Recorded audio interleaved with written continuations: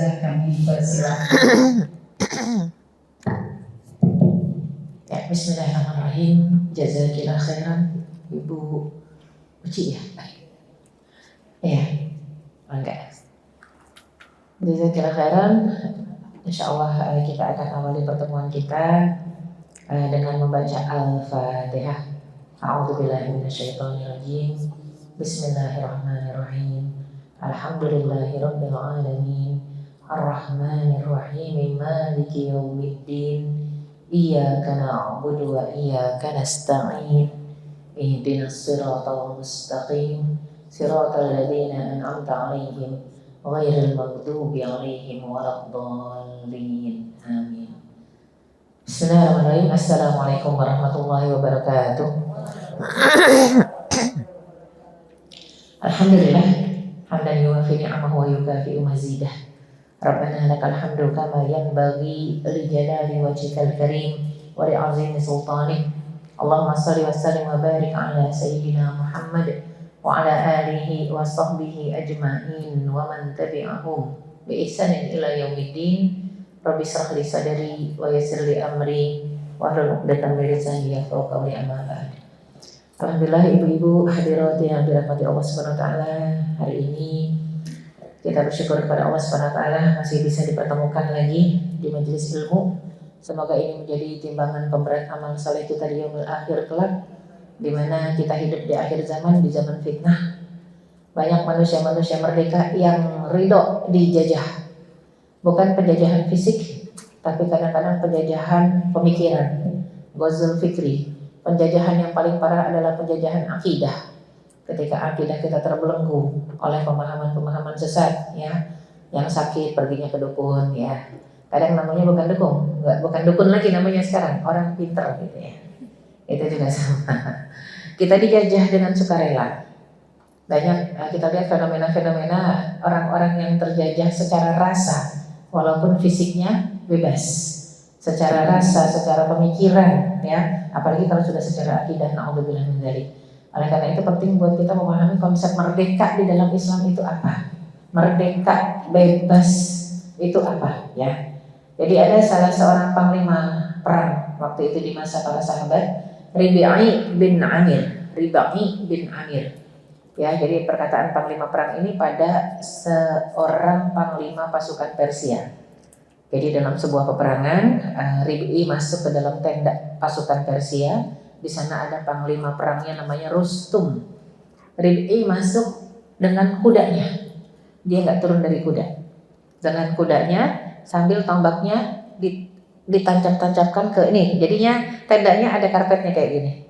Tuh naik kuda, kudanya dia di atas kuda dan masuk ke kudanya ke tenda sambil nancep-nancepin tombaknya ke karpet.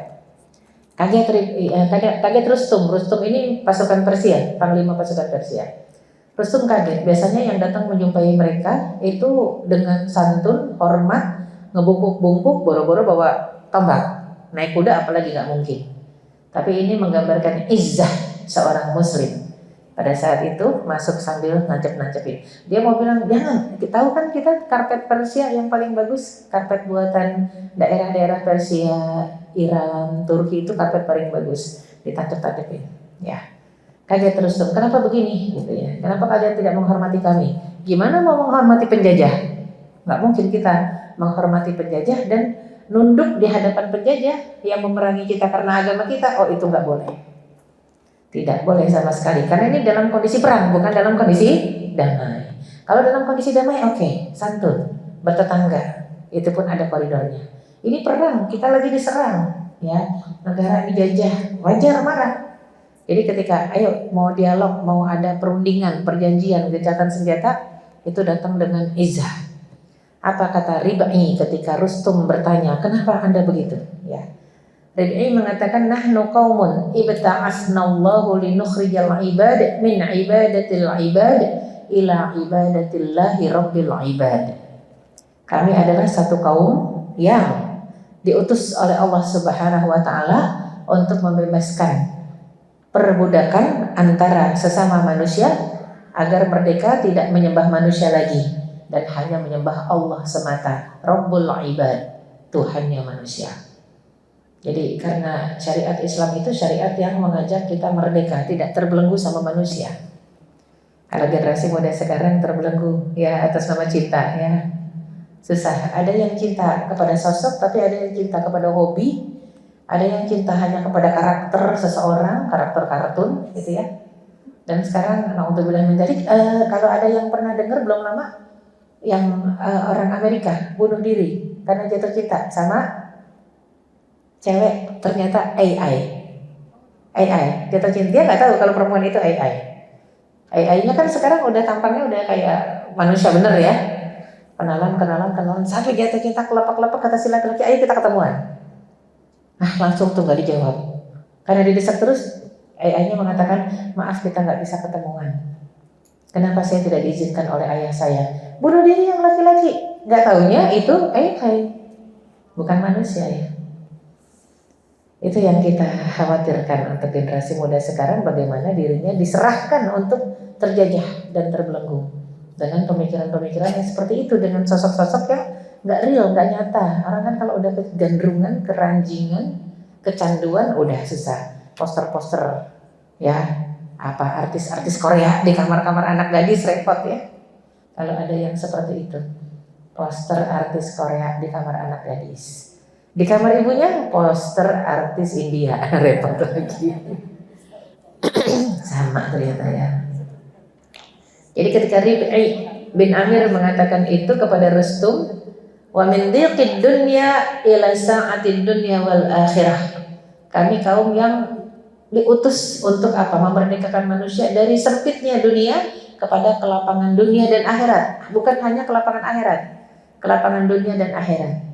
Jiwa yang terjajah itu jiwa yang sempit, rasanya nyesek. Kita bisa deteksi sekarang di hati kita, ada nggak rasa sempit, nyesek, loneliness, kesepian, hampa, padahal di tengah keramaian. Kayaknya kok nyesek, sepi, lagi terjajah.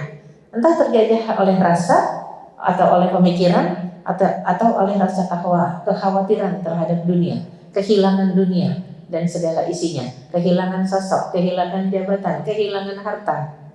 Kadang bikin sesek. Coba ada orang yang kalau dompetnya isinya padat Bu, tenang dia. Tapi kalau dompetnya kosong, padahal dia sehat walafiat, anak-anaknya sehat, suaminya sehat, tapi dompetnya kosong, resah Bu, walaupun di tengah majelis taklim. Duduk di tengah majelis tapi resah banget. Ya Allah, ini dari tadi pagi udah banyak berapa WA, WhatsApp masuk. Ustazah, saya nggak ada uang. Ustazah, saya bilang masih bisa napas nggak? Alhamdulillah napas, syukuri itu. Ya saudara-saudara kita di Palestina, ya Allah, bukan cuma nggak ada makanan, bukan cuma nggak ada uang, ya dijajah juga, sakit juga, lapar juga, nggak ada obat juga, tapi masih bisa mengatakan hasbunallah wa ni'mal wakil, ni'mal maula wa ni'man nasir. Nggak ada resah buat mereka. Karena mereka yakin kalau mati syahid. Ya, sedangkan kita memang hidup yang dimau, bukan syahidnya, ya. Jadi memang hidupnya yang dimau. Kemarin ada seorang murid, anaknya lagi belajar SMA di Mesir. Resah banget. Apa yang diresahkan ibunya?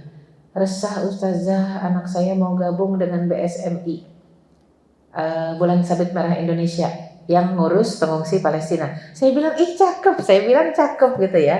Masya Allah, anaknya cakep banget mau bergabung ya, menjadi satu kesatuan, kumpulan yang memang ingin memperhatikan bantuan untuk solidaritas pengungsi di Palestina yang diungsikan di Mesir, di perbatasan.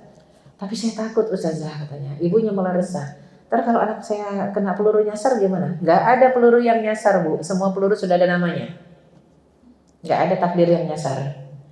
Terus kalau anak saya tidak fokus belajar gimana? Tidak, kalau anak sudah rasa sosialnya tinggi, rasa kemanusiaannya tinggi, dia akan dekat kepada Allah, insya Allah makin semangat belajar. Para syuhada di Gaza itu nggak ada yang ketika wafat cuma ngapal Quran, nggak ada. Itu alias cuma, istilah cuma hanya ada di Indonesia. Al-Quran dibilang cuma. Kalau di sana enggak, Quran itu udah segalanya, dan mereka wafat rata-rata S1, S2, S3. Enggak ada yang wafat cuman pemuda pengangguran, enggak ada. Gelarnya syahid S1, S2, S3. Jadi memang Masya Allah ya. Saya bilang biarkan anaknya, biarkan ikut ya komunitas yang ngurusin para pengungsi. Dia ngadu resah. pengen dapat solusinya malah biarin gitu ya. Yang mungkin ya ternyata itulah keresahan kita rata-rata dunia. Ada nggak yang resah anaknya nggak tahajud? Nggak ada yang resah gitu. Anaknya misalnya nggak ngapal Quran, nggak ada yang resah. Tapi kalau anaknya kayaknya kira-kira rezekinya seret, uangnya seret, ya kayaknya kegiatannya tidak mendatangkan uang, itu resah. Kita pun seperti itu ya. Jadi memang ini akhir zaman, disadari atau tidak disadari banyak manusia yang terbelenggu oleh materi. Apalagi dalam kondisi saat ini kondisinya susahnya global ya. Jadi memang ekses dari krisis ekonomi itu global. Betul-betul bukan cuma di Indonesia, bukan cuma di negara perang. Tapi memang krisis ekonomi global. Mau disadari atau tidak. Banyak S1, S2, S3 yang nganggur. Ya, yang nggak kerja. Alhamdulillah ketika masih Allah berikan lapangan kerja, saat ini pertahankan. Karena tidak banyak yang masih bertahan dapat lapangan pekerjaan. Makanya kita sudah diarahkan untuk back to nature, balik ke alam. Kelola alam lagi, pertanian, peternakan, perikanan, kelola lagi. Kenapa? Nanti ada sampai satu waktunya kayak di Palestina, coba pengungsi yang kelaparan, yang butuh obat, kita kasih uang. Bisa nggak uang itu bermanfaat saat ini? Nggak ada toko, nggak ada rumah sakit, nggak ada apotek, ya nggak ada kedai makanan. Dia nggak butuh uang hari ini. Jadi nanti, na'udzubillah min dzalik, semoga tidak terjadi kepada kita. Satu saat kita akan merasakan uang tidak ada artinya. Yang berarti kalau saya punya ayam, ibu punya ikan, kita barter. Balik lagi. Ya, saya punya kangkung misalnya sama bayam, ibu punya telur, kita barter. Balik lagi ke zaman itu. Dan itu nggak lama lagi. Ulama sudah meyakini tidak akan lama lagi. Jadi buru-buru yang punya lahan dikembangkan. Ya, jadi lahannya sudah mulai dikembangkan. Banyak yang kesulitan ibu-ibu ya. Nah, jiwa yang merdeka nggak pusing mikirin itu. Jadi dia akan mengelola apa yang Allah sediakan di alam semesta ini. Dia nggak pusing ngantor. Kalau nggak dapet ya udah. Dia akan kelola yang lain. Karena ketika Allah Subhanahu Wa Taala mengatakan kamu masih harus hidup, itu pasti dijamin rezekinya. Pasti dijamin rezekinya. Nggak ada yang kamu masih harus hidup tapi kamu nggak dapat makanan. Enggak, itu malaikat namanya. Karena malaikat tidak makan dan tidak minum. Dia hanya zikir saja. Ya, jadi pribadi yang merdeka akan lepas dari ikatan-ikatan dunia. Jadi nggak cuma sekedar merdeka dari jajahan orang. Masya Allah, bangsa kita ini bangsa pejuang sebenarnya, walaupun kelamaan ya sadarnya. 3,5 abad baru melawan. Ya, jadi dari awal-awal kan memang diam saja karena memang dibodohi. Ya, jadi tidak terasa perbudakannya, penjajahannya tidak terasa awal-awal. Tapi begitu sudah beberapa abad kemudian baru kerasa ini dijajah gitu ya, baru sadar. Bangsa pejuang itu kalau kita lihat nenek moyang kita berjuangnya nggak susah-susah pakai pistol ya ataupun pakai meriam. Dulu tuh awal-awal cuma pakai bambu runcing. Kita waktu itu belum punya kapal-kapal terbang ya yang ada rudalnya, belum. Kita perlawanannya di bambu runcing saja. Tapi alhamdulillah ternyata barokah di sana. Ini kalau kita bicara tentang Agustus ya, tentang kemerdekaan bangsa kita. Ternyata syariat Islam adalah syariat yang meminta kita untuk memerdekakan jiwa-jiwa. Bukan hanya dari penjajahan manusia, tapi dari penjajahan iman. Ya, keimanan kita dijajah oleh kemusyrikan. Ya, kemudian pola pikir kita dijajah oleh pola pikir apa? Sekularis. Ya, ada juga yang liberalis, apalagi feminis. Ya, apalagi Zionis, apalagi komunis, ya, na'udzubillah min dzalik. Pemikiran-pemikiran yang bisa menjajah kita. Sampai kalau ibu-ibu lihat berita baru banget saya sebelum berangkat ada berita seorang anak perempuan membunuh ibunya. Ya, anak perempuan bunuh ibunya. Tapi begitu ditangkap polisi, kata Pak RT-nya, maaf dia ngantongin kartu kuning. Ternyata baru dikeluarkan, baru ditebus oleh keluarganya dari rumah sakit jiwa. Kalau orang gila nggak kena delik hukum, Bu. Ngebunuh sekalipun bebas. Nyesek nggak? Makanya kenapa yang terganggu ODGJ, orang dengan gangguan jiwa, ini nggak boleh berkeliaran. Karena kalau berkeliaran dia membunuh nggak akan kena delik. Harusnya yang kena delik siapa? Keluarganya. Kalau keluarganya begitu. Jadi ini kita antara jiwa merdeka tapi nggak merdeka karena banyak banget orang gila di jalanan. Tapi biasanya sih itu tidak, kalau kemarin-kemarin berapa tahun belakangan biasanya yang dibunuh oleh orang gila adalah para ustadz dengan para kiai. Semua pembunuhnya gila ya. Kalau sekarang sudah rakyat biasa. Ketika satu kejahatan didiamkan bahkan dijadikan tameng dan juga dijadikan kambing hitam, Allah buktikan sekarang orang gila betul yang berkeliaran banyak. Betul-betul gila kalau ini. Ya sudah mulai membunuh sana sini, terganggu, stres, depresi, bipolar, skizofren semuanya. Manusia-manusia sudah stres di akhir zaman. Itu bisa kita simpulkan manusia yang kurang iman. Karena kalau manusia yang imannya kuat kepada Allah Subhanahu wa taala, insya Allah nggak stres, nggak gila. Apakah orang-orang di Palestina ada yang stres dan gila? Nggak ada. Apa ada yang bunuh diri? Alhamdulillah sampai detik ini nggak ada yang bunuh diri. Apa jadinya kalau terjadi di negara kita? Pasti banyak yang stres dan bunuh diri. Kita kan bunuh diri simpel banget ya. Kayaknya naudzubillah min dzalik, dibully, bunuh diri. Kemudian apa lagi? Hasil rapot nggak bagus, bunuh diri. Loncat dari lantai 4 padahal kelas 4 SD. Nggak pernah kejadian di masa saya.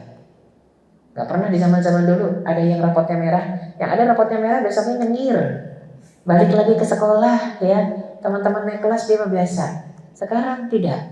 Karena apa? Tekanan, pressure dari orang tua salah mendidik anak. Kamu harus begini, kamu harus begitu. Bukan karena Allah, tapi karena pandangan manusia dan penilaian manusia. Kamu harus menjaga kehormatan orang tua lah. Harga diri orang tua, kehormatan orang tua, anak yang dibebankan. Makanya ada istilah generasi sandwich. Ada istilah juga generasi apa yang terakhir strawberry. Kalau sandwich yang dihimpit atas, himpit bawah, di tengah dia. Ya, tapi kalau strawberry tampilan luarnya cakep, begitu dipencet dikit, prok, ya, langsung merocot. Cakep luarnya, casingnya cakep, imannya nol, kekuatan kepribadiannya nol, pribadi yang terjajah. Naudzubillah min dzalik ya. Jadi memang Rabi' bin Amir sampai mengatakan syariat Islam itu syariat yang mengajarkan kemerdekaan. Hanya mau menghamba kepada Allah Subhanahu wa ta'ala. Menghambanya sama Allah saja. Jadi menghamba, mengabdi itu kalau konteks dalam bahasa Arabnya sama. Menghamba, mengabdi. Kalau selain Allah, berbakti. Beda. Jadi kalau sama selain Allah nggak boleh menghamba, nggak boleh mengabdi, nggak boleh. Tapi berbakti. Ya, jadinya ini yang penting. Antara istri ke suami saja tidak boleh mengabdi, bolehnya berbakti. Berbakti, melayani boleh. Ya, berkhidmat, khidmat itu melayani. Melayani, khidmat, berbakti boleh. Tapi kalau mengabdi hanya kepada Allah saja. Ini yang kadang-kadang bahasa itu simple ya, tapi artinya dalam. Makanya kenapa disebut abdun? Abdun itu hamba. Hamba itu kalau di Indonesia kan, kalau di bahasa Arab kan abdun hamba sama seperti budak. Kalau di Indonesia kan ya kayak perbudakan begitu. Kita hanya menjadi budak Allah, hamba Allah. Nggak boleh jadi budak manusia, nggak boleh menjadi hamba manusia, bahkan nggak boleh menjadi hambanya syahwat dan hawa nafsu. Afara'aita man ittakhadha ilahahu hawahu. Ayat mengingatkan, tidakkah engkau lihat ada orang-orang yang menjadikan ilahnya, Tuhannya adalah hawa nafsunya. Ada yang memang karena diperbudak oleh hawa nafsu, apapun bisikannya dituruti. Jadi balik cek berita yang tadi pagi, kata Pak polisinya, dia katanya mendengar suara yang nyuruh bunuh ibunya. Itu bisikan-bisikan syaitan satu. Kalau yang satu lagi mengatakan, iya itu karena dia gila, jadi suara dirinya sendiri. Tetap aja, kalau dalam Islam solusi pertama adalah di ruqyah. Ruqyah, orang gila itu di ruqyah dulu. Solusi pertamanya begitu. Orang gila, orang stres, ya, orang apapun juga, ruqyah dulu, nomor 1 ruqyah. Nanti kalau sudah dari sisi ruqyahnya nggak jalan, nah baru sisi medisnya. Ya, itu yang susah. Jadi tayangan-tayangan di berita itu sekarang menyeramkan semua. Seolah-olah itu tidak pernah ada. Dulu, zaman-zaman dulu, pribadi yang merdeka itu Masya Allah hidupnya barokah, jamnya, waktunya juga barokah. Umurnya juga barokah. Kalau kita bisa bandingkan, kita sama-sama memiliki 24 jam. Pribadi yang merdeka itu diatur oleh waktu salat. Setiap waktu sholat ditinggalkan kerjaannya. Memang harus begitu. Zuhur tinggalkan, sholat dulu. Asar tinggalkan, sholat dulu. Maghrib tinggalkan. Dan rata-rata maghrib sudah sampai rumah. Dulu ya. Orang tua kita maghrib sudah di rumah rata-rata. Paling malam isya itu udah paling malam. Sekarang kadang isya masih kerja.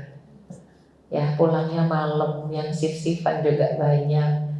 Tapi hasilnya tidak seperti dulu. Secara nominal mungkin lebih besar sekarang, tapi lebih besar sekarang pun selalu kurang. Selalu kurang. Kalau dulu orang tua kita yang bertani, yang bercocok tanam, yang ngantor pun hasilnya nggak sebanyak sekarang. Tapi kok barokah? Ada barokah waktu, ada barokah ibadah. Karena mereka tetap jamnya sholat. Ya, jamnya sholat. Kalau sekarang kan sampai sholat dikorbankan dengan meeting. Ya, kadang meetingnya udah offline juga, online juga, sholatnya enggak. Karena kita semua berpikir meeting itu perencanaan. Kalau perencanaannya matang, manjada wajada, itu bukan peribahasa Islam. Manjada wajada. Kalau sungguh-sungguh pasti dapat. Oh enggak, bukan. Masalah sungguh-sungguh harus, tapi harus sungguh-sungguhnya mengedepankan apa? Mengedepankan prioritas. Kalau udah waktunya sholat, prioritasnya sholat. Wajadanya dapatnya, masalah dapat atau enggak itu urusan Allah. Berobat wajib, sembuh enggaknya terserah Allah. Bukan obat yang nyembuhin, bukan dokter yang nyembuhin. Jadi kalau pribadi merdeka, jiwa yang merdeka itu nyaman. Dia bergerak totalitas. Bergeraknya produktif. Bukan cuma totalitas, tapi dia sudah mengerahkan seluruh effort yang dia punya. Maksimal, optimal. Tapi hatinya legowo, terserah Allah hasilnya. Terserah Allah dia mau gimana. Yang penting saya mah ikhtiar dan selalu taat di jalan Allah, tidak pernah melenceng dari apa yang diperintahkan Allah dan dilarang oleh Allah Subhanahu wa taala. Ini pribadi-pribadi merdeka hanya mau diatur Allah, dan zaman sekarang susah untuk mencari orang yang seperti itu. Rata-rata walaupun aktivitas kita bagus tetap ada rasa resah. Apa yang bikin resah, gegana, gelisah, galau, merana? Itu biasanya karena hati kita dan jiwa kita masih dibelenggu, masih dijajah oleh rasa. Entah kekhawatiran, ya, entah seuzon lebih gak enak. Apalagi ibu-ibu biasanya OVT, apa OVT? Overthinking ya. Overthinking. Suami nggak pulang udah bilang rapat bu, tetap dicecer. Rapat di mana? Bersama siapa? Sampai jam berapa? Pulang. Itu kalau nggak overthinking, bilangnya pulang jam 9, kok jam 9 lewat seperempat belum pulang? Wah, ada tipe bapak-bapak yang nggak enak digituin marah. Tapi ada tipe bapak-bapak yang cuek, dua-duanya nggak enak pasti. Responnya marah nggak enak, responnya cuek lebih nggak enak lagi. Kita maunya dilayani. Maksudnya ada yang ngeladenin kita marah-marah? Nggak ada, ya. Nggak akan ada orang yang mau meladeni kita marah-marah, ya. Jadi overthinking ini yang paling bahaya. Bagusnya kalau sudah resah, tutup dengan istighfar saja. Astagfirullah, astagfirullah, astagfirullah, astagfirullah. Memang tidak selalu semua hal harus selesai saat ini, enggak. Obat aja berproses bu. Ada obat yang sekali telan sembuh? Enggak. Obat ada yang diminum 5 hari, 7 hari. Nah obat bilang TBC 3 bulan. Sekarang TBC ada yang parah 6 bulan. 6 bulan baru sembuh. Dengan karantina. Karena kan kemarin Bill Gates ketika datang ke sini kan memang menawarkan vaksin paru-paru kan? Vaksin paru-paru. Ketika vaksin paru-paru yang ditawarkan berarti virusnya sudah disebar. Mohon maaf kalau ditawarkan vaksin berarti udah ada penyakitnya ya. Virusnya sudah disebar makanya banyak tuh sakit paru-paru, sakit paru-paru, sakit paru-paru. Katanya COVID. Nggak tahu nih COVID yang strain keberapa ini. Karena kan COVID aja udah 5 strain sebelumnya, 5 jenis. Sekarang ke-6 mungkin. Ya, jadi sudah disebar. Udah banyak yang kena sakit paru-paru. Tugas kita apa? Jaga kesehatan, ikhtiar untuk tidak mendekati virus, ikhtiar juga kalau memang kayaknya banyak yang batuk pakai masker, ya. Ikhtiar aja. Masalah tertular tidak tertular, masalah sakit atau tidak bukan urusan kita, itu urusan Allah. Ya. Jadi jiwa yang merdeka ini nyantai, ya hidupnya, hatinya lapang walaupun dia sibuk, sesibuk apapun hatinya lapang. Ya itu orang merdeka. Makanya orang-orang Palestina kalau kita ketemu sama mereka, bu di pengungsian, kalau mujahid-mujahid itu sedang diobati ke negara sebelah tetangga kita datang di Turki atau di Mesir, itu sumringah. Padahal negaranya masih terjajah. Dan dia begitu selesai pengobatan balik lagi perang, tapi wajahnya sumringah. Karena Quran terus yang diingat di sini. Janji Allah yang diingat. Qurannya bukan cuma dihafal, Qurannya difahami. Kalau kita kan rata-rata anak-anak kita menghafal, nggak paham isinya. Jadi selalu resah karena nggak ngerti artinya. Tapi kalau jiwa yang merdeka, Masya Allah, lihat Quran aja udah kayaknya udah terhibur. Rasa resah kita, rasa sakit kita, begitu buka Quran, ayat yang mana saja sudah menghibur. Jadi memang bicara kemerdekaan dalam Al-Quran banyak sekali ya. Pertama, makna kemerdekaan diambil dari kisah Nabi Ibrahim alaihissalam. Ketika dia membebaskan diri dari orientasi asasi yang salah, yang keliru. Kenapa? Waktu itu Nabi Ibrahim sedang mencari Tuhan. Cari Tuhan kan? Pertama lihat bintang, ini kayaknya Tuhan nih. Falamma afala, ketika bintangnya hilang, qala la uhibbul afilin. Saya nggak suka sama sesuatu yang hilang dan sirna. Kalau gitu bukan bintang. Besok malamnya dia menatap lagi ke langit. Ada yang gedean dari bintang, yaitu bulan. Kayaknya bulan nih Tuhannya. Begitu pagi hilang juga. Saya nggak suka yang hilang. Saya pengen yang ada terus. Besoknya lagi dia berpikir siang hari. Matahari berarti Tuhannya. Itu Nabi Ibrahim loh, dalam pencarian Tuhan. Ini kayaknya matahari nih. Begitu lihat matahari, malam menghilang. Saya nggak suka. La illam yahdini rabbi, kalau saja Allah tidak memberikan aku hidayah, pasti aku sudah menjadi orang yang zalim dan tersesat. Makanya nyari terus. Makanya dia pergi ke tempat-tempat berkumpulnya orang ibadah, ke kuil-kuil. Yang disembah patung. Karena Masya Allah ya, dekat dengan Allah. Inni dzahibun ila rabbi sayahdin. Cari terus Tuhannya mana tuh, sambil ya Allah kalau Engkau ada, wahai Tuhan kalau Engkau ada kasih lihat, kasih tahu, minta sinyal. Makanya sampai dia melihat ini mah patung kok disembah, dan patung tidak bisa bela diri. Makanya Nabi Ibrahim ajak bicara patungnya, kok diem ya, lima la tantiqun, nggak bisa bicara. Akhirnya dihancurin sama Nabi Ibrahim, hancur berkeping-keping, nggak ngelawan. Langsung beliau berpikir ini nggak mungkin Tuhan. Kalau yang disembah harusnya kuat, lebih kuat daripada yang menyembah. Tapi ini kok hancur berkeping-keping. Akhirnya akalnya berjalan sesuai dengan keimanannya, diletakkanlah kapaknya di patung yang paling besar. Ya, ketika memang ditanya, diinterogasi oleh pembesar-pembesar, pemuka-pemuka adat di sana di kampungnya, kata Nabi Ibrahim, kalian menyembah Tuhan-Tuhan yang banyak ini ya? Kalau gitu tanya kepada Tuhan yang paling besar. Kapaknya kan tergantung di sana. Tapi Masya Allah sebegitunya orang-orang menyembah patung, mengatakan nggak mungkin patung menghancurkan patung. Patung nggak mungkin. Artinya kan kalau nggak mungkin menghancurkan, dan yang ini sudah hancur berkeping-keping, siapa kata Nabi Ibrahim yang menghancurkan? Kalau kamu mengatakan Tuhan yang paling besar ini nggak punya kekuasaan, terus kenapa disembah? Marahlah bapaknya.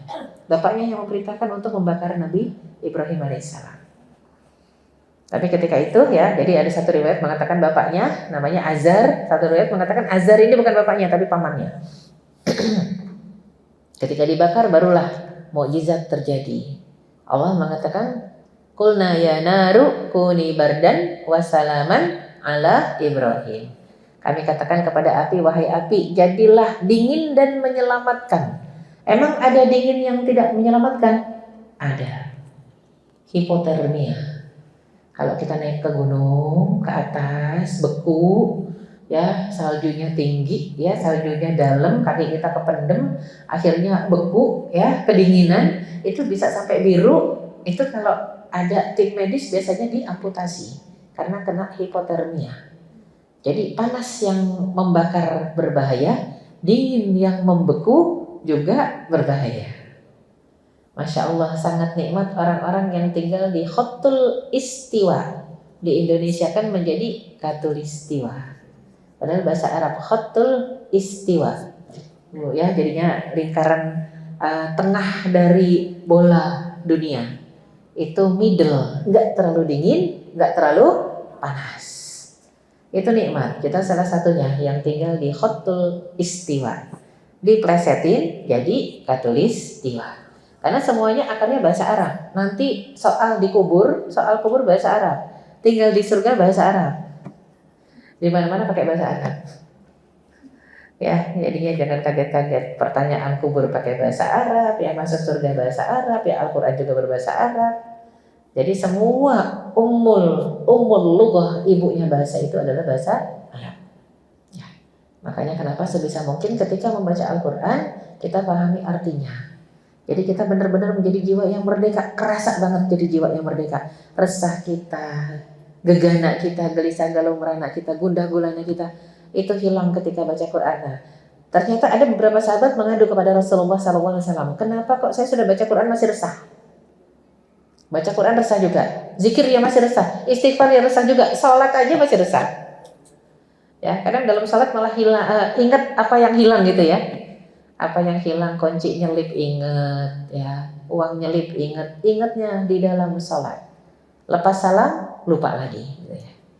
Ini jiwa-jiwa yang terbelenggu oleh dunia, materi dan segala isinya. Harusnya ketika sholat itu dilepas semua. Tapi memang susah manusia, kadang-kadang tetap aja ingat. Yang khusyuknya cuma dalam detik pertama, Allahu Akbar. Habis itu sudah hilang khusyuk ya. Jadi kalau jiwa yang merdeka ini betul-betul hanya ingin mengikatkan dirinya kepada Allah Subhanahu wa Ta'ala. Coba sewaktu kita dapat musibah atau masalah apa saja. Ada masalah, ada musibah, ada kabar buruk, nggak bisa kita menangani dan menyelesaikannya, lari langsung kepada Allah dengan istighfar. Astagfirullah, astagfirullah, astagfirullah, itu nyaman banget. Ya, jadi kita ajak jiwa kita kembali kepada Allah, menjadi hamba yang merdeka. Lepas dari ikatan-ikatan dan belenggu dunia dan segala masalahnya. Itu nyaman sekali. Persis seperti yang sekarang ini dirasakan oleh saudara-saudara kita di Palestina. Tapi kemarin juru bicara militer Abu Ubaidah sudah bicara dari pekan lalu.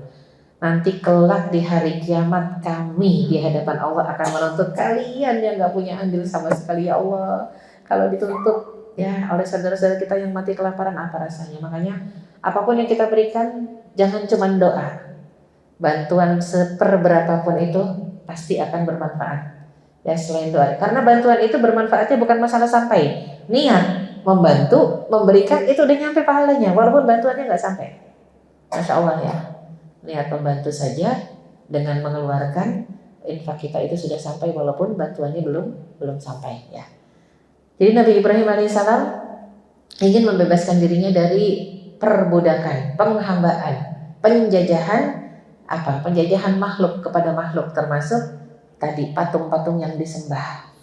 Itu menjatuhkan harkat dan martabat diri sebagai manusia. Yang kedua, dalam Al-Quran, makna kemerdekaan juga dipetik dari kisah Nabi Musa yang membebaskan bangsanya Bani Israel dari penindasan Fir'aun.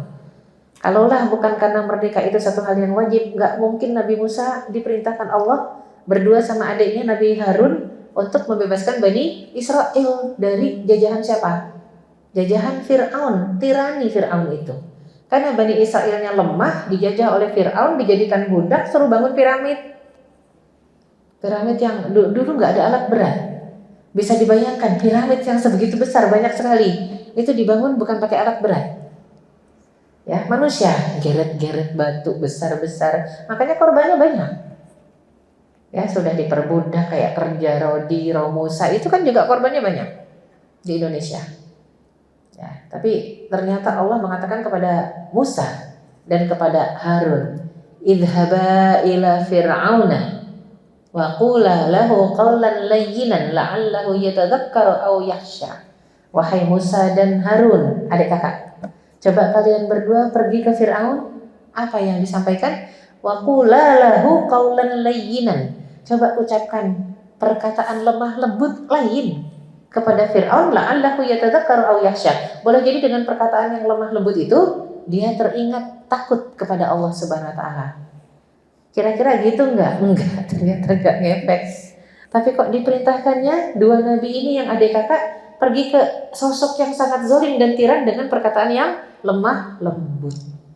Kadang-kadang perkataan yang lemah lembut itu menghadirkan kesadaran. Kayak orang jahat diomelin ya, dilaknat, dicaci maki orang sekampung, itu nggak jadi baik, malah jadi makin keras, makin jahat. Ada kalanya, tidak selalu, ada kalanya seperti itu. Sampai Allah juga mengingatkan dalam ayat yang lain ya, ternyata qaulun ma'rufun wa maghfiratun khairun min shadaqatin yatba'uhal adza. Perkataan baik, mohon maaf lebih baik daripada sedekah diikuti perkataan kasar. Minta mulu tuh nggak boleh ya. Nih uang kasar. Kemarin kan udah, sekarang segini. Jadi betul-betul mendingan nggak usah ngasih dan bilang mohon maaf, nggak ada. Itu lebih bagus. Mohon maaf lain kali ya. Atau mohon maaf nggak ada uang kecil. Karena peminta-mintanya memang mintanya uang gede. Ya, tapi memang ternyata jiwa-jiwa yang merdeka selalu tidak ingin lisannya terkotori dengan kata-kata yang kasar. Idhab ila fir'auna innahu tagha. Rasul sering diperintahkan oleh Allah, Nabi Musa alaihissalam, pergilah ke Fir'aun. Fir'aun itu taghut. Taghut itu sudah melampau, ngaku-ngaku dirinya Tuhan. Tapi ternyata disebutkan ucapkan kalimat yang lemah lembut. Di depan taghut saja harus lemah lembut. Bukan karena takut dibunuh, bukan. La'allahu yatadzakkaru aw yakhsha. Boleh jadi begitu perkataan kita, ajakan kita santun, lembut, dia ingat takut sama Allah, tapi ternyata memang tidak terjadi. Ya, Fir'aunnya tetap ngotot, baru beriman ketika tenggelam. Amanna bi Rabbi Harun wa Musa. Kami beriman kepada Tuhannya Harun dan Musa, tapi pas tenggelam. Ngefek enggak? Taubat saat ajal sudah di tenggorokan. Enggak ngefek. Ternyata tidak diterima, makanya nggak boleh menunda taubat. Banyak orang yang mengatakan nanti dia taubatnya kalau sakaratul maut, nggak diterima. Contohnya Fir'aun. Fir'aun itu begitu ngelihat ombak menggulung, tenggelam, langsung saya beriman sama Tuhannya si Musa sama Harun. Itu aja sudah tidak beradab. Harusnya kan saya beriman kepada Allah, karena sudah diajarkan nama Tuhan yang disembah itu Allah. Tapi ini enggak. Saking keras hatinya, gengsi ngakuin Allah. Gengsi, jadi mengatakan saya beriman deh sama Tuhannya Musa sama Harun. Gak mau mengakui. Orang gengsi kan kayak gitu ya. Banyak orang gengsi kayak gitu. Suami istri mau bilang kangen aja malu banget kalau nggak gengsi. Sampai nggak ngomong kalau kangen ya. Cuma nanyain kabar terus. Sekarang lagi di mana, lagi ngapain, makan apa, sama siapa ya. Padahal bilang aja saya kangen, tapi gengsi ya. Padahal harusnya kan nggak ada gengsi kalau suami istri. Tapi ada yang begitu, gengsi, mau memberikan perhatian aja gengsi gitu ya. Ini pribadi-pribadi yang dijajah oleh rasa gengsi. Hati-hati. Gak tahu gengsi itu harganya berapa. Kalau banyak yang mengatakan gengsi dong Ustazah, harga diri. Saya bilang harganya berapa? Karena gengsi mau minta maaf aja gengsi. Harga diri Ustazah. Yang salah dia, masa kita yang minta maaf ya? Harganya berapa saya bilang. Ya, jadi memang kalau harga diri itu ditukar dengan pahala dan pahala itu mengantarkan ke surga, harusnya harga diri itu gak ada harganya karena surga itu paling mahal. Tapi ternyata banyak orang yang terbelenggu dan terjajah dengan harga diri dan gengsi tadi. Apa kata orang? Sering apa kata orang, bukan apa kata Allah. Harusnya apa kata Allah, apa kata Allah ya. Semua rata-rata diperjuangkan hanya demi penilaian orang, penilaian makhluk. Na'udzubillah min dzalik. Jadi kita lihat kalau kisahnya Nabi Musa alaihissalam itu juga berakhir dengan kemenangan Nabi Musa, jelas. Sampai sekarang yang namanya Fir'aun sudah hilang dari atas muka bumi, tapi diabadikan oleh Allah jasadnya. Untuk apa? Untuk jadi pelajaran. Al-yawma nunajjika bi badanika litakuna liman khalfaka ayah. Kata Allah SWT, hari itu Fir'aun wafat. Semua Fir'aun Allah awetkan. Nunajjika bi badanika, kami selamatkan jasadnya, bukan nyawanya. Nyawanya sudah mati, tapi jasadnya utuh. Walaupun utuhnya utuh mengkerut ya. Pernah kan lihat mumi mengkerut kan? Jadi bukan yang tinggi besar hidup seger, enggak, mengkerut. Litakuna liman khalfaka ayah, hanya untuk jadi pelajaran buat orang-orang terdahulu. Ini orang paling sombong ngaku dirinya Tuhan. Begitu sudah mati, ya Allah ya, nggak ada ganteng-gantengnya, nggak ada cakep-cakepnya, nggak ditakuti juga ya. Luar biasa itu. Salah seorang pemuda yang menjaga museum yang di dalamnya ada jasad-jasad Fir'aun. Itu kemarin waktu saya ke sana sempat beberapa tahun lalu, kita lihat dia tahu ya, karena dia menjaga sesuatu yang harusnya nggak dijaga ya. Jadi di depan mungkin aulanya besar segini ya, ada salah satu ruangan yang besar isinya Fir'aun. Dia di luar tuh baca Quran aja, Masya Allah solehnya. Baca Quran terus. Bukan ngedoain Fir'aun ya, buat dirinya penjagaan. Ya, buat dirinya penjagaan, karena yang dijaga di dalam iblis gitu kan. Yang dijaga ruangannya. Tapi dia khawatir mungkin iblis itu kan orang yang dilaknat oleh Allah SWT. Khawatir kena dampak laknat, maka dia duduk di luar tuh baca Quran aja, Masya Allah ya. Pokoknya kita kalau lihat orang soleh tuh jelek aja jadi ganteng ya. Tapi kalau orang jahat ganteng aja jadi jelek ya. Naudzubillah min dzalik. Itu aura ya.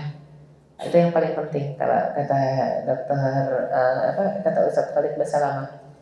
Ya kalau lihat orang soleh itu jelek aja jadi ganteng, memang benar.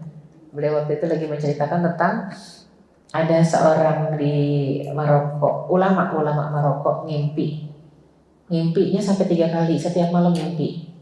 Ada seseorang yang tinggal di tanah suci itu calon surga, calon penghuni surga. Kalau ada yang lihat di satu saya ada situ. Ya, jadi calon penghuni surga. Karena ulama ini dimimpikan 3 kali, 3 malam berturut-turut ketemu Rasul, kata Rasul itu calon penghuni surga. Mimpinya ketemu Rasul. Kan kalau Rasul dalam mimpi sudah nggak bohong itu, pasti beliau. Itu calon penghuni surga. Akhirnya beliau pergi umrah, kumpulin semua ulama. Ngumpulin semua ulama sambil menggambarkan ciri-ciri yang ada dalam mimpinya. Kata Rasul, si fulan, namanya semua disebutin dalam mimpi itu, katanya calon penghuni surga. Ayo kita dicari. Habis dicari ketemulah di salah satu tempat kayak di salah satu RW lah. Kata Pak RW-nya ada yang disebut ciri-cirinya.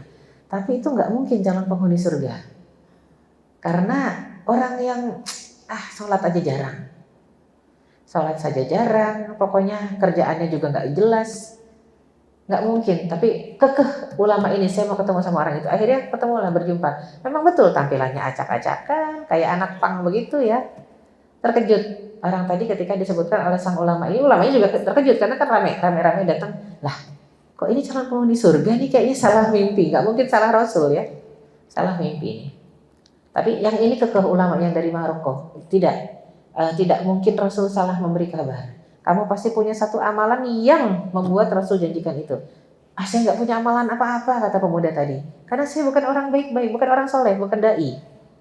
Suruh ingat yang kamu rutin udah beberapa tahun belakangan, ternyata ada. Dia nolongin tetangga samping rumahnya yang sejak ditinggal wafat suaminya, nggak ada yang ngurus. Janda, tua, plus anak. Dia kasih, jadi dia kerja. Pekerjaannya nggak besar gajinya, tapi gaji itu dibagi 2 setiap bulannya. Buat dia separuh, buat janda dan yatim tadi separuh. Itu yang membuat dia dijanjikan masuk surga. Jadi kata ulama tadi, nah itu yang kata Rasul. Tapi kata pemuda tadi, mustahil, gara-gara itu doang saya masuk surga. Ya sudah, sekarang dandan rapi, bersihin diri, ayo ke Masjidil Haram. Nggak mau tadinya. Nggak mau, saya nggak pernah menginjakan kaki. Itu orang Mekah nggak pernah menginjakan kaki di Masjidil Haram. Tidak, ayo ke sana, diajak sama semua. Dia dandan rapi dibawa ke sana. Maka mereka masuk Masjidil Haram, sholat. Waktu itu sholat maghrib, sholat 3 rakaat. Jadi baru rakaat pertama posisi sujud, yang lain bangun, kok dia sujud terus? Ya. Rakaat kedua juga masih sujud terus, rakaat ketiga juga masih sujud terus. Ternyata meninggal, wafat. Sebelum diajak sholat itu dia begitu masuk Masjidil Haram sesenggukan nangisnya itu kayak nangis anak kecil yang, kan anak kecil kalau nangis suka ada yang sampai gitu ya, nggak bisa napas. Itu nangisnya sesenggukan kayak orang nangis yang terharu banget, sedih banget, bahagia banget, campur jadi satu. Ternyata nangis taubat, iya taubat, nyesel, bersyukur dapat kabar gembira jadi calon penduduk surga. Apakah betul hanya gara-gara dia membantu janda dan anak yatim tadi? Boleh jadi. Karena man sa'a ila armalah wal aitam, ada hadisnya. Orang yang membantu yatim dan janda yang miskin ya, bukan janda dengan 10 kontrakan pintu ya, atau yatim konglomerat, bukan. Janda miskin, yatim yang juga membutuhkan, yang du'afa, itu seperti orang yang sho'imin qo'im. Orang yang siangnya puasa terus, malamnya qiyamul lail terus. Bayangkan dia kalau tiap bulan begitu, ya wajar. Nilainya seperti orang puasa yang qiyamul lail terus. Jadi kayak Ramadan terus tiap bulan. Wajar dijanjikan gitu. Bayangkan, akhir hidup, husnul khotimah. Itu nggak ada yang kebetulan. Ngapain Rasul jauh-jauh datang dalam mimpi seorang ulama di Maroko? Untuk sampai akhirnya ulama tadi nyari gitu kan ya. Itu nggak ada yang kebetulan. Di dunia ini nggak ada yang kebetulan. Kebetulan harus dihapus dari lisan seorang muslim. Ganti dengan qadarullah. Kalau kita mau bilang kebetulan, ganti, ingat. Nggak boleh kebetulan. Qadarullah, takdir. Qadarullahnya saya lewat sana jadi kejebak macet. Nggak kebetulan. Qadarullahnya saya kok ya ketemu sama yang COVID jadi kena COVID. Qadarullah, bukan kebetulan. Qadarullah, jangan ada kata kebetulan. Redaksi kebetulan dihapus dari kamu seorang muslim. Ya, jadi memang Masya Allah, Habis nangis sesenggukan azan maghrib, diajak sholat sama ulama-ulama tadi, sholat dia sujud yang pertama tadi di rakaat pertama tidak bangun lagi. Begitu selesai baru dibangunkan, udah wafat ya. Akhir yang indah. Tadi juga dengar berita. Sekarang lagi apa tuh? Sound apa? Bukan reok apa? Sound horeg ya? Apa sih bentuknya? Terus isinya lagu-lagu,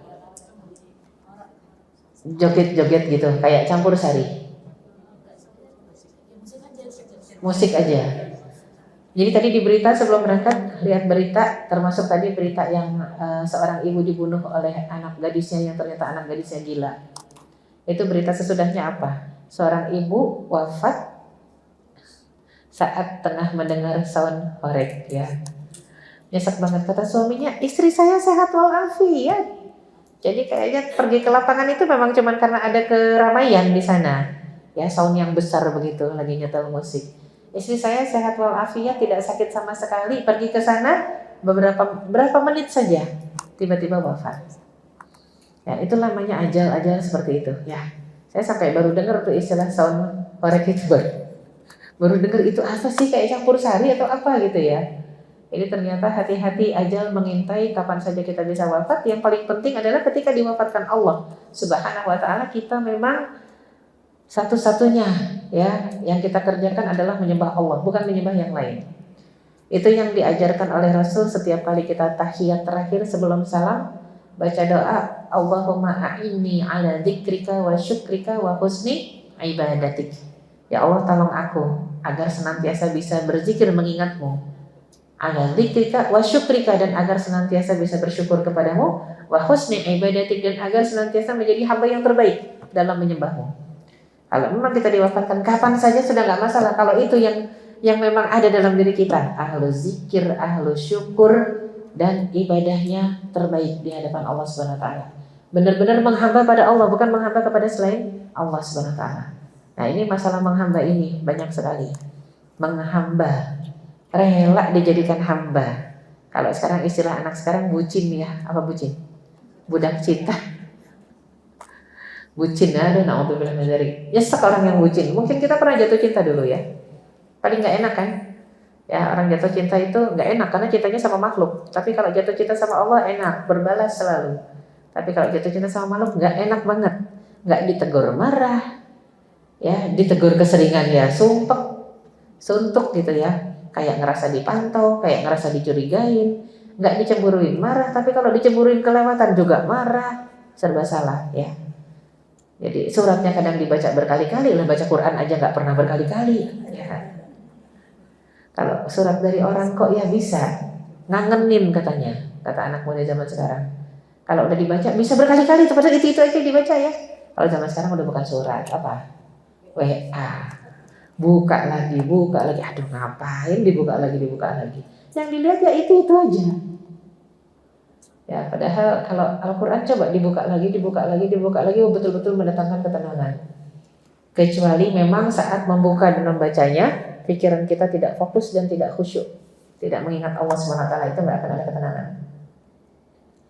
Jadi tugas terberat seorang manusia dan sebuah bangsa setelah merdeka adalah mempertahankan kemerdekaannya. Kita ketika sadar, hijrah, soleh, jadi solehah, saya nggak mau menghamba lagi sama makhluk, itu mempertahankannya berat, karena setan godain terus ya. Godain lagi.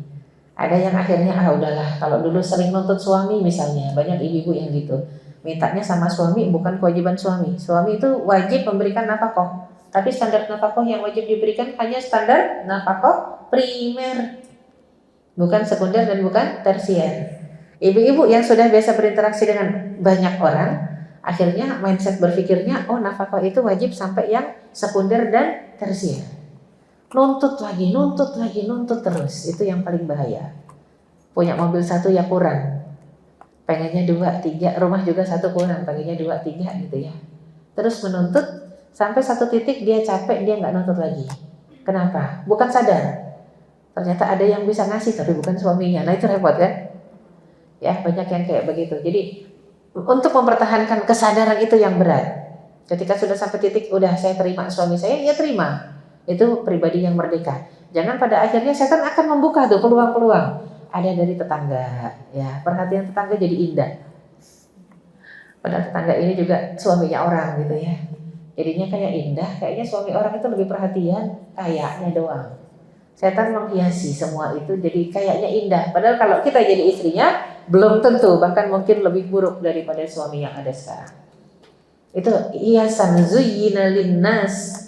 Allah buat manusia itu dihiasi dengan hubbus syahwat, cinta kepada syahwat. Ya, banyak tuh kasus-kasus yang seperti itu ya. Ada yang satu majelis taklim, yang ngajar ustadz, yang jadi jamaah ibu-ibu. Banyak yang ibu-ibu keracunan sama ustadz tadi karena ustadznya perhatian. Ibu-ibu sakit ini masuk angin semua kayaknya karena suaminya nggak perhatian. Itu resah banget ya. Padahal memang ustadznya asli baik. Cuman kalau orang yang berpenyakit hati jadi sakit hatinya ketika melihat kebaikan dari sumber yang harusnya dia harapkan dari suaminya. Wah, resah itu. Sampai akhirnya saya bilang, Ustadz nggak usah terima lagi konselingan. Semua konseling kalau emak-emak alihkan ke saya bilang. Ustadz cuma ngajar doang, ya udah. Karena ternyata ini berpenyakit hati audiensnya, jamaahnya. Karena pribadi-pribadi merdeka harusnya menerima kebaikan dengan senang hati. Tidak melihat ada udang di balik batu, ya. Bahkan nanti menuduh, jadi ustadz tertuduh judulnya. Ustadz sih tepe-tepe gitu ya, tebar pesona. Padahal saya nggak tebar pesona ustazah. Ini ibu-ibunya jamaahnya yang masalahnya banyak. Jadi kalau curhat dikasih solusi, nyangkut. Bukan nyangkut solusinya, bukan nyangkut tausiahnya, yang nyangkut hatinya lah, repot kan? Ya, jadi itu pribadi merdeka nggak gitu. Makanya penting juga buat kita yang perempuan, kalau cari solusi pengen curhat, carilah ustazah, jangan ustadz. Karena kalau ustadz, khawatirnya ustadznya lagi error juga, itu lebih parah. Gayung bersambut, itu yang kita khawatirkan. Makanya terjadilah kayak film apa tuh? Bid'ah ya, Walid. Ya, film bid'ah. Film Walid aja itu di Malaysia sudah di-ban, nggak boleh terbit, nggak boleh ditayangkan. Tapi di Indonesia laku ditayangkan. Film Walid, itulah Indonesia. Semua sampah yang dibuang dari luar diadopsi, diambil, dijual dan laku. Sampai kebudayaan pun seperti itu. Film Walid itu di negara asalnya di-ban, nggak boleh terbit, nggak boleh disiarkan. Lah kok di sini malah disiarkan dan laku ya? Dikit-dikit Walid. Ada sosok Walid ya, hati-hati. Tidak semua ustadz seperti itu, tidak semua ulama seperti itu. Itu kan orang yang error, yang sesat. Boleh jadi pelajaran, ya, tapi jangan jadi labeling. Wah, hati-hati kalau pesantren pasti rusak. Enggak semuanya. Ya. Jadi hati-hati. Tugas terberat sebuah bangsa ataupun tugas terberat seorang manusia setelah jiwanya merdeka, maka pertahankan kemerdekaan tadi dari makhluk-makhluk lain yang ingin menjajah kita. Karena urgensi merdeka yang hakiki. Surat An-Nahl ayat 125. Surat ke-16 ayat 125. Ud'u ila sabili rabbika bil hikmati wal mau'izatil hasanah wajadilhum billati hiya ahsan. Mengajak orang ke jalan Allah. Ud'u ila sabili rabbika, mengajak manusia ke jalan Allah dengan hikmah, dengan bijak dan contoh teladan yang baik. Nasihat yang baik dengan contoh juga yang baik. Wajadilhum billati hiya ahsan. Kalaupun harus ada dialog, maka dialog silat lidah itu dengan sesuatu yang baik kata-katanya. Jangan orang yang kita nasihati kasar, kita kebawa kasar, nggak boleh. Ya, jadi itu namanya jiwa merdeka, tidak terbawa. Kita kan gitu ya. Habis dia duluan sih, karena dia kasar, saya jadi kasar. Itu bukan jiwa merdeka, itu jiwa terjajah. Jiwa terjajah kan banyak yang gitu ya. Saya dulu rajin ustazah, puasa, rajin qiyamul, tapi gara-gara nikah sama orang kayak begini nih, gitu ya. Jadi dia malas, jadi saya jadi malas. Oh nggak boleh. Kalau jiwa merdeka tetap. Asalnya rajin ya rajin, dia tidak terbawa, tidak terpengaruh dengan lingkungan dan teman, ya. Dan juga sesungguhnya kita lihat surat Al-Qasas ayat 51 ya, Quran itu disebutkan sebagai zikro linnas, pengingat ya. Kemudian juga kisah sukses Nabi Muhammad SAW mengemban misi sebagai seorang rasul ya. itu mengajarkan sahabat-sahabatnya kemerdekaan dalam ibadah. Makanya kenapa ada hijrah dari Mekah ke Madinah. Yang tadinya untuk sholat saja di Mekah itu susah. Di jalanan ditaburin duri-duri, ya dibakarin itu ranting-ranting. Siapa yang menabur? Yang bakar. Diabadikan kok oleh Allah dalam surat Al-Lahab. Tabat yada abi lahabi wa tab. Ya, jadi Abu Lahab pamannya Rasul. Wa mar'atuhu, istrinya Ummu Jamil namanya. Ummu Jamil juga hammalatal hatab, sampai disebutkan yang bawa kayu bakar. Kiasan dan ril. Kalau kiasannya dia suka ngomporin, makanya dibilang pembawa kayu bakar. Rilnya apa? Suka benar-benar membakar ranting-ranting. Tiap kali orang mau pergi ke Masjidil Haram itu dibakar ranting-ranting supaya susah, supaya keinjek duri, ya, supaya terbakar kakinya, kepanasan seperti itu. Fi jidiha hablun min masad. Sampai disebutkan di lehernya ada kayak serabut. Pernah tahu sabut yang buat nyuci piring, sabut kelapa. Tapi ini bentuknya kalung, hablun min masad, yang terbakar. Kenapa kok sampai dikasih kalung dari sabut kelapa yang dibakar? Karena ternyata Ummu Jamil waktu itu punya kalung termahal di Jazirah Arabia. Bukan cuma di Mekah, Jazirah Arab. Kalung termahal di Jazirah Arab, dan itu diinfakkan untuk biaya operasional memusuhi Rasulullah SAW dengan para sahabat.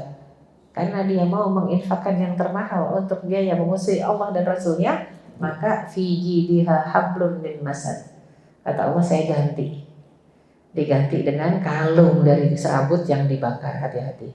Orang-orang kadang-kadang untuk berinfak di jalan kesesatan, kezaliman itu rela, ridho, sukarela, ikhlas. Tapi kita untuk berinfak di jalan kebenaran, ya untuk bantu saudara kadang-kadang berat hati, ya itu yang jadi catatan. Dan masyarakat Quraisy dulu di masa Rasul itu disorientasi, hidup diekspresikan dalam penyembahan patung, disorientasi karena buat mereka yang namanya Tuhan harus berwujud, nggak mungkin nggak berwujud, makanya marah sama Rasul, ngajarin nyembah Tuhan, Tuhannya nggak ada wujudnya. Sedangkan buat mereka Tuhan itu berwujud dan harus banyak, besar, menggambarkan kekuatan, ya, menggambarkan show of power kalau ada wujudnya. Makanya ketika disebut sembahlah Allah, mana Allahnya? Nggak kelihatan, marah dia. Ya, jadi selalu yang nggak kelihatan itu sebenarnya bukan nggak ada, ya. Kita bilang ini orang berakal atau gila. Nampak nggak akalnya? Enggak. Tapi nampaknya dalam perilaku. Orang gila seperti apa? Orang berakal seperti apa? Oleh karena itu Allah SWT, Masya Allah, semua namanya makhluk kelihatan dengan indahnya ciptaan, berarti Sang Pencipta maha indah, ya. Itu ada semua dalam kitab suci. Kita lihat fenomena terjajah kemusyrikan dan fitnah akhir zaman ini luar biasa, ya. Dari tadi masalah pemikiran, masalah akidah, sampai sekarang gampang banget orang kalau sakit ya ke dukun atau ke orang pinter, ke ahli metafisika. Dukun sih namanya aja, ahli metafisika, mentalist, psychic, itu nama-nama yang bikin kayaknya keren padahal sama dukun, ya. Hati-hati. Berobatlah ke dokter, mintalah kesembuhan kepada Allah. Semoga Allah menyembuhkan kita. Dan Masya Allah bangsa Indonesia ini sebenarnya nenek moyangnya, founding fathernya, kita lihat dari pembukaan Undang-Undang Dasar ini 45, bangsa Indonesia memang anti penjajahan dan kemerdekaan adalah hak seluruh, ya, bangsa. Jadi memang kita anti penjajahan. Jadi sudah klik itu, karena nenek moyang kita sebenarnya yang mendirikan negara ini adalah para muslim, mayoritasnya muslim. Semoga Allah SWT membantu kita untuk mempertahankan kemerdekaan bukan cuma negara kita, tapi juga diri kita, anak keturunan kita, keluarga kita, ya, keluarga besar kita. Semoga kita disatukan Allah SWT dengan status manusia merdeka. Merdeka bukan hanya dari penjajahan manusia, tapi tadi, ya, dari pemikiran-pemikiran sesat. Merdeka dari penghambaan kepada hamba, dan kita diwafatkan dalam kondisi husnul khawatimah. Amin ya Allah ya rabbal alamin. Aqulu qouli hadza wa astaghfirullahi wa lakum. Assalamualaikum warahmatullahi wabarakatuh.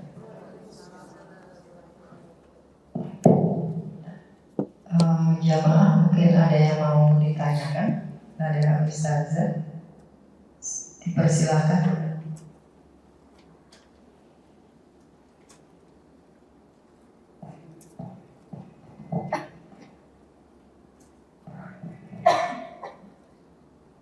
Ustazah, kalau kita resah takut meninggalkan generasi yang lemah, itu dari bisikan setan. Ya, dalam surat An-Nisa ayat ke-19 itu bahkan disebutkan, bahkan Allah sebutkan wal yakhshal ladzina law taraku min khalfihim dzurriyyatan di'afan khafu 'alaihim. Hendaklah setiap orang tua ada rasa khawatir kalau nanti mereka meninggalkan generasi yang di'afan, generasi yang lemah. Jadi kekhawatiran yang syar'i, yang sesuai syariah. Yang masalahnya apa? Reaksi dari kekhawatiran ini apa? Ada yang cuma khawatir aja sampai anaknya di kotak-kacakan, nggak boleh keluar rumah, nggak gitu.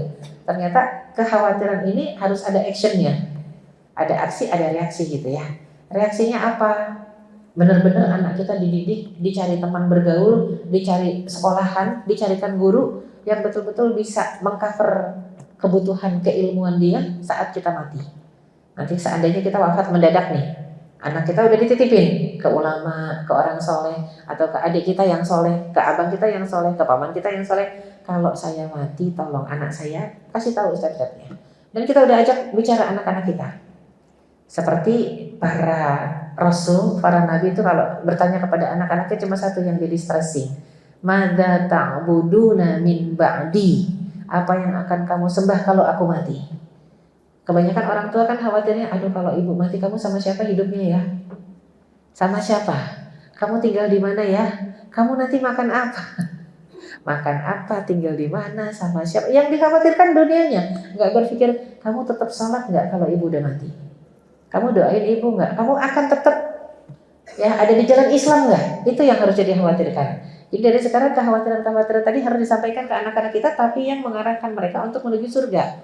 Ibu khawatir kamu masuk neraka, eksplisit aja. Ya, kalau pakaian kamu kayak gini, misalnya ada anak kita yang pakaiannya nggak benar. Kalau pakaian kamu kayak begini, ibu khawatir kamu masuk neraka. Apalagi umur ibu boleh jadi duluan lewatnya nih dibanding kamu. Harus janji, buat aja perjanjian dengan mengingatkan buat perjanjian kita kasih gambaran mana surga mana neraka. Seandainya naudzubillah kita wafat dia tidak menepati janji, kita sudah selamat di hadapan Allah Subhanahu wa taala. Makanya sampai disebutkan wal yakhshal ladzina law taraku min khalfihim dzurriyyatan di'afan khafu 'alaihim. Hendaklah setiap orang tua takut nanti kalau mereka wafat meninggalkan generasi yang lemah. Lemah apanya? Yang pertama lemah akidahnya, yang kedua lemah ibadahnya, yang ketiga lemah akhlak. Nah ini dia yang repot. Yang keempat lemah jasad, lemah pemikiran, lemah semua. Jadi yang nomor satu makanya kuatkan keimanannya. Resepnya di surat itu juga di ayat itu falyattaqullah waliyaqulu qaulan sadida. Hendaklah orang tua menjaga ketakwaan dan tidak berbicara kecuali kata-kata yang baik dan benar. Itu resepnya. Jadi kita menjaga ketakwaan dan tidak berbicara kecuali dengan kata-kata yang baik dan benar. Insya Allah anak-anak kita, generasi kita mendatang dijaga oleh Allah SWT dari tadi kelemahan yang dari berbagai sisi. Banyak orang berpikir lemah itu gampang sakit ya, padahal bukan itu esensinya. Lemah itu ketika lemah iman, gampang sekali. Ya Allah, kayaknya lihat cewek cantik beda agama nggak peduli. Pokoknya nikah, orang saya suka selesai. Ketika orang tuanya keberatan, oh mama maksa. Nggak suka gitu. Orang tuanya diem. Harusnya bilang, iya maksa. Masa kita dipaksa sholat bu? Iya mendingan terpaksa masuk surga dibanding sukarela masuk neraka. Jadi harus begitu. Walaupun kamu terpaksa, lebih baik kamu dipaksa masuk surga dibanding kamu sukarela dan ikhlas masuk neraka. Jadi memang mau nggak mau ada paksaan. Kalau memang dia nggak mau. Cuman memaksa dengan cara yang lembut. Maksanya lembut, ayo sayang gitu. Jadi jangan sampai. Saya baru nanganin kasus tuh ada seorang dokter muda, masih internship, tapi udah selesai koas lagi ngambil S2 kandungan. Itu kemarin waktu datang ke rumah beberapa hari lalu, pengen buka kerudung dan pengen loncat bunuh diri dari lantai keberapa tuh. Udah lemes juga kita ngelihatnya, dokter kaya cantik, kesel sama ibunya karena dari kecil itu ibunya kalau nyuruh sholat pakai kayu dari kecil ya. Bahkan ketika sudah gede SMP SMA itu disuruh sholatnya pakai pisau loh, pakai pisau. Ibunya juga dokter. Ibunya pun dokter, nggak masuk akal gitu ya. Jadi sedih banget ya, sampai pakai pisau. Kemarinnya teman saya sendiri, sahabat saya sendiri nyuruh anaknya sholat, bukan ibunya yang pakai pisau, anak yang ngambil pisau ke dapur. Mama nyuruh saya sholat, kalau nggak Mama saya bunuh atau pilih saya bunuh diri. Bayangin. Itu pengaruh apa? Sosial media. Kalau yang anak kecil, sosial media. Kalau yang tadi, dokter yang mau bunuh diri, itu pengaruh didikan salah ibunya. Makanya saya tinggal ngomong sama ibunya, ibu mau anaknya selamat? Atau memang biarkan anaknya mati? Padahal kita tetap mencegah anaknya bunuh diri ya. Biarkan anaknya mati. Enggak. Nanti saya datang Ustazah. Saya datang. Karena anaknya disuruh berobat ke psikolog. Lah bukan ibunya yang ke psikolog. Begitu anaknya ke psikolog didampingi oleh teman saya yang bawa dia ke rumah saya. Itu teman saya bilang, ya Allah tuh psikolog. Bilangnya apa? Nggak percaya dek sama yang kamu ceritakan. Pasti kamu salah tangkap. Ibumu nggak mungkin begitu. Apalagi ibu, gimana dia nggak makin stres? Makin depresi. Jadi sampai rumah saya itu udah kacau penampilannya. Izinkan saya bunuh diri aja deh Ustazah katanya. Waduh. Nggak takut Allah. Dia nggak kenal Allah. Gimana mau takut? Dia nggak kenal siapa Tuhannya. Jadi hanya diajarkan ibadah tapi tidak dikenalkan dengan Allah. Nah ini yang bahaya. Anak kecil kenalkan dengan Allah. Kenalkan Allah yang menciptakan. Masya Allah. Adik dikasih jari 5. Masya Allah. Adik bisa berjalan. Anak kecil dari kecil diajarkan kenal Allah. Allah tiap ada azan dengarkan. Jangan ujuk-ujuk begitu 7 tahun 10 tahun suruh sholat. Gak mau sholat dipukulin. Biru-biru badannya. Sampai sudah jadi dokter aja masih dipukulin. Ya, jadi memang ya Allah sedih banget ya. Mungkin kalau ada psikolog yang mengatakan bohong kamu, mungkin dia belum pernah merasakan itu. Itu psikolog belum pernah ketemu pasien kayak gitu. Padahal memang banyak orang ibunya ngaku emang begitu ya yang dikerjakan. Jadi yang unik untuk kemudian ibunya karena dia akhirnya suka mabok, dokter ini suka mabok. Ya si anak ini karena untuk melupakan masalahnya dia mabok. Ya kalau rokoknya candunya dari rokok udah berhenti. Tapi mabok dia bilang tolong saja jangan suruh saya berhenti dari alkohol. Saya pengen lupakan masalah saya. Saya bilang terus gimana kalau ngoperasi pasien? Ya itu yang nyesek banget. Akhirnya dibawalah ke psikiater. Tapi bukan ibunya nggak mau ngantar ke psikiater. Karena ibunya dokter malu kali. Ya udah gurunya yang ngantar. Psikiater non muslim. Qadarullah. Psikiater non muslim. Tahu-tahu begitu datang, oh Anda muslimah kata psikiaternya. Solusinya gampang. Salat 5 waktu. Bingung nggak? Salat 5 waktu. Kan di dalam Islam ada salat malam ya, tahajud. Coba salat tahajud jadi bengong tuh anak. Disuruh zikir. Makanya saya bilang ya Allah, ada juga dari mulut orang yang non muslim ternyata solusi yang islami ya. Jadi dari situlah terus ke rumah saya. Itu datang jam 9, pulangnya jam 3 sore. 6 jam. Udah nangis-nangis dia. Saya bilang maafkan orang tua. Enggak mungkin dia nangis. Maafkan, karena memang rilis dia hanya dengan memaafkan. Enggak bisa kalau enggak maafin. Ditotok 9 totok safter 9 titik totok safter, tapi intinya dimaafkan. Ya udah nggak usah minta maaf, kamu nggak perlu minta maaf, tapi kamu lupakan perbuatan ibumu sama kamu. Sebagaimana Allah nanti akan melupakan dosa-dosa kamu bisa masuk surga segala macam lah. Ya karena mau agama aja ada, agama apa saja pasti akan ada surga atau heaven ya. Semuanya sama, agama ngajarinnya surga gitu ujung-ujungnya. Walaupun beda konsep, surga kita sama surga dia ya. Tapi tetap apapun juga akhirnya ya semoga sih nggak ada kekecewaan lagi. Khawatir kaya cantik ya pinter sukses ya ternyata pengen bunuh diri. Ini lagi musim ya, walaupun memang ada yang kadang-kadang beneran bunuh diri atau dibunuh kita nggak tahu ya.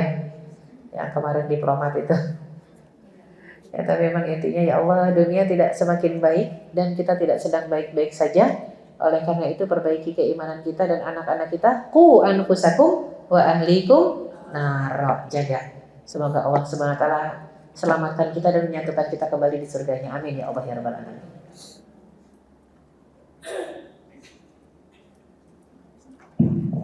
Ada yang mau bertanya lagi? Satu pertanyaan.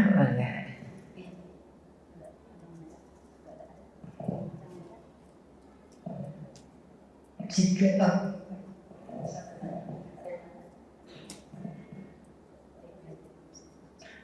Ustazah, hanya menanyakan, kita tahu Rasulullah hijrah dari Mekah ke Madinah, apakah hijrah ini juga termasuk dari cara memerdekakan? Ya. Dan hubungannya apa dengan, apakah ada hubungan dengan kita sebagai bangsa Indonesia? Ya. Juga berusaha untuk memerdekakan diri. Ya. Kasih Ustazah. Ya bagus. Ya, jadi memang kalau ada yang bertanya apakah hijrahnya Rasul dari Mekah ke Madinah juga salah satu cara untuk memperoleh kemerdekaan? Iya, karena memang minoritas. Waktu itu Rasul dengan sahabat minoritas di Mekah. Makanya kenapa hijrah ke Habasyah, Ethiopia sebelumnya. Cari dukungan. Sesudah sukses, kan rajanya Najasyi masuk Islam, tapi menyembunyikan keislamannya. Akhirnya yang kedua adalah periode berikutnya hijrah ke Madinah, daerah yang memang sudah mengenal Islam sebelum Rasul hijrah. Jadi semua orang-orang di sana sudah didakwahi dulu. Semua sudah settle tempatnya baru pindah ke sana, ya. Tujuannya apa? Agar muslim-muslim yang ada di Mekah, para muhajirin ini mendapatkan tempat yang layak untuk ibadah, menyembah Allah. Padahal kalau kita bayangkan Ka'bahnya ada di mana? Di Mekah. Sampai sekarang kalau mau jujur, itu Qalbi fil Madinah apa Qalbi fi Mekah? itu lagu ya. Tapi Qalbi fil Madinah, memang hati itu terikatnya di Madinah karena Rasul sampai wafat ada di Madinah. Kenapa syariat Islam turun di Mekah? Karena penduduknya jahiliyah, inna lillahi wa inna ilaihi raji'un, sampai sekarang penduduknya jahiliyah. Ya, jadi walaupun ada Ka'bah di sana, ya Allah, ya lagi tawaf aja mereka bisa nyopet, gitu kan, macam-macam. Tampilan-tampilan serem-serem lagi tawaf aja tuh banyak kejahatan di seputaran tawaf. Bahkan yang LGBT aja ada, gitu kan ya. Saya pernah dapat supir bis, ya supir bis jamaah. Lagi, wah orang Bangladesh ya ngegodain mutawif saya, laki-laki ya. Mutawif saya memang qadarullah dapat yang lembut waktu itu, halus, sampai ketakutan mutawif saya sampai gemeter. Ngasih WA, ustazah saya dicet sama siapa? Sama supir. Astagfirullah. Udah, kamu di kamar aja jangan keluar, saya yang pegang bis. Tapi saya bilang langsung saya laporan ke perusahaan bis, dipecat. Ternyata LGBT, hombreng. Jeruk makan jeruk depan Ka'bah lah itu orang kita, itu supir Mekah kok ya. Sampai gemeteran itu. Mutawif saya udah ketakutan. Padahal dia punya istri tuh, dia udah punya istri, punya anak. Cuman memang orangnya halus, suaranya halus. Kencengkan suara saya gitu ya. Jadi si laki-laki itu ngirim, ya Allah serem banget, ngirim WA-nya, chatnya, angkat dong suara kamu sudah bagus. Menaikkan hasrat si supir, suaranya. Wah saya udah sebel banget. Sebel dan enak gitu ya. Iya.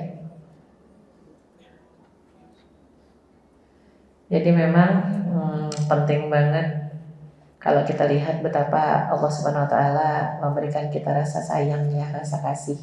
Tapi itu tidak boleh disalahgunakan. Ya, tidak boleh disalahgunakan sama sekali. Dalam artian hanya kita misalnya berkasih sayang sama orang-orang yang seiman, itu yang diberitakan. Lantas berkasih sayang sama orang yang tidak seiman, mohon maaf. La tajidu qauman yu'minuna billahi wal yaumil akhir yuwadduna man hadallaha wa rasulahu. Ya, tidak akan pernah kita dapati ada orang-orang yang beriman kepada Allah dan hari kiamat bisa berlemah lembut dengan orang-orang yang memusuhi Allah dan Rasulnya. Jadi nggak boleh berlemah lembut dengan orang-orang yang memusuhi Allah dan Rasulnya.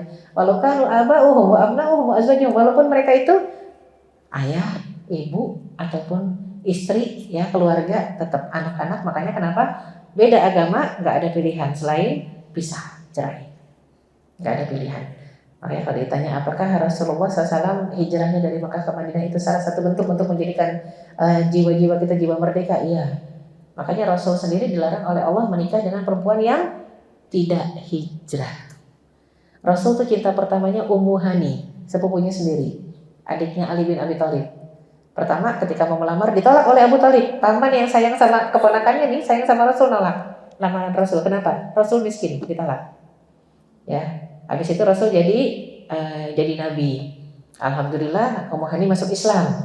Ya, untuk kemudian masuk Islam tapi tidak hijrah ke Madinah.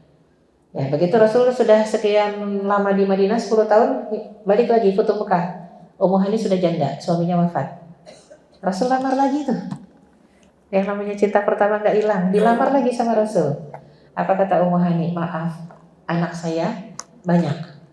Jadinya yatim-yatim ini banyak. Kata Rasul, saya yang ngurus yatim-yatimmu. Tidak. Karena kalau saya nikah dengan Anda, kata Ummu Hani, sepupunya, maka saya akan fokus kepada Anda, tidak fokus kepada anak yatim ini. Jadi sudahlah, kita akan bertemu di surga aja, kata Ummu Hani. Klise ya, bertemu di surga aja. Ya, jadinya dia menolak lamaran Rasul. Pertama ditolak sama bapaknya, kedua ditolak sama dia sendiri. Barulah turun ayat, wahai Rasul, tidak halal untuk Anda menikahi wanita-wanita yang tidak hijrah, walaupun kamu suka. Aduh, sedih banget dah.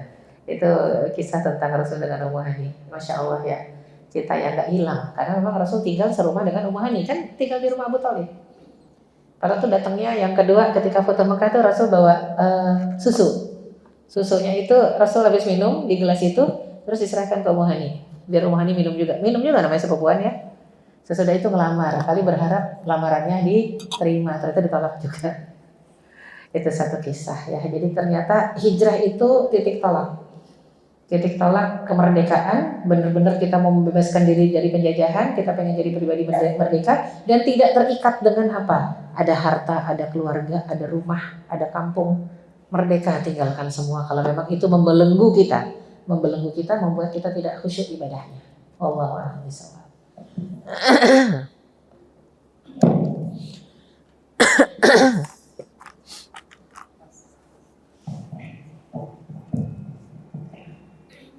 Alhamdulillahirabbil alamin. Kita cukupkan dulu majelis hari ini. Kami ucapkan jazakallahu khairan katsira wa barakallahu fiik. Semoga apa yang kita pelajari hari ini insya Allah sangat bermanfaat bagi kita semua dan membuahkan ketaatan dan rasa takut kita kepada Allah Subhanahu wa taala. Mungkin bisa dibentuk doa saja.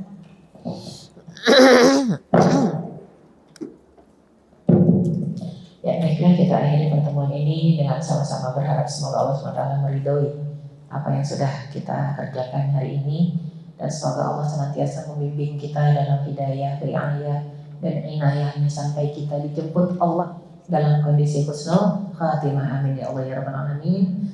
Astaghfirullahalazim, astaghfirullahalazim, astaghfirullahalazim. Alladzi la ilaha illa huwal hayyul qayyum wa atubu ilaik.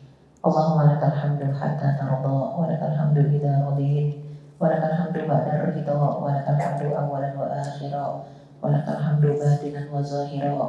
Allahumma shalli wa sallim wa barik ala sayyidina Muhammad wa ala alihi wa sahbihi ajma'in wa man tabi'ahum bi ihsanin ila yaumiddin. Allahumma taqabbal minna innaka antas samiul alim wa tub alaina innaka antat tawwabur rahim. Rabbana zalamna anfusana wa illam taghfir lana wa tarhamna lanakunanna minal khasirin. Rabbana la tuzigh qulubana ba'da idh hadaitana wa hab lana min ladunka rahmah innaka antal wahhab. Allahumma arinal haqqa haqqan warzuqna ittiba'ah wa arinal batila batilan warzuqna ijtinabah. Allahumma inna nas'aluka husnal khatimah wa na'udzu bika min su'il khatimah. Rabbana hab lana min azwajina wa dhurriyyatina qurrata a'yun waj'alna lil muttaqina imama. Rabbana atina fid dunya hasanah wa fil akhirati hasanah wa qina adzabannar. Subhana rabbika rabbil izzati amma yasifun wa salamun alal mursalin walhamdulillahi rabbil alamin. Aku lupa hadza wa astaghfirullah li wa lakum. Wassalamualaikum warahmatullahi wabarakatuh. Mohon maaf ibu-ibu, saya mau bagi flyer, minta tolong anak saya nanti. Kayaknya nunggu di depan. Ya, ada flyer umroh. Ya, terima kasih Bu.